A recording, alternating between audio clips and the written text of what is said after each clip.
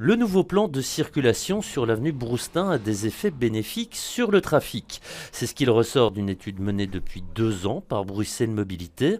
Un chiffre résume la situation. Cette avenue à cheval sur les communes de Jette et de Gansoren est passée de 6000 voitures par jour à 500, et ce grâce aux 2 filtres modaux placés dans le haut et le bas de la rue.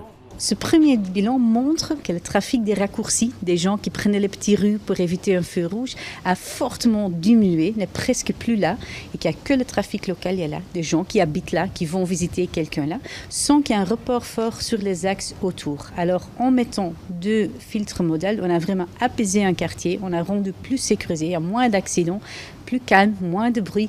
Moins de bruit et toujours selon cette étude, moins de trafic, moins d'accidents et une meilleure qualité de vie pour les résidents. Il a fallu quelques semaines pour modifier les habitudes de transit, mais aujourd'hui le quartier est davantage sécurisé. On est dans un quartier avec énormément d'enfants, ça se voit très fort le matin à l'heure de départ à l'école, il y a des enfants un peu partout.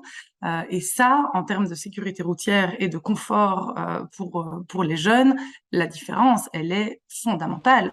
Désormais, la région et les communes de Jette et de Gansoren vont pouvoir passer à l'étape suivante, avec le but avoué de rendre les abords de la basilique attractifs. Notre volonté politique a toujours été de rendre Gansoren une commune de destination et non plus de passage. Et ça fait partie de la stratégie du Collège des bourgmestres réchevins de mettre en place cette place en bonne collaboration avec la région Bruxelles-Capitale et aussi autour de la basilique, qui est un monument majeur de l'histoire de notre pays. Les installations temporaires vont laisser la place à un aménagement permanent vers 2025. Tous les signaux sont donc au vert, même si ce nouveau plan de circulation laisse encore certains commerçants dubitatifs.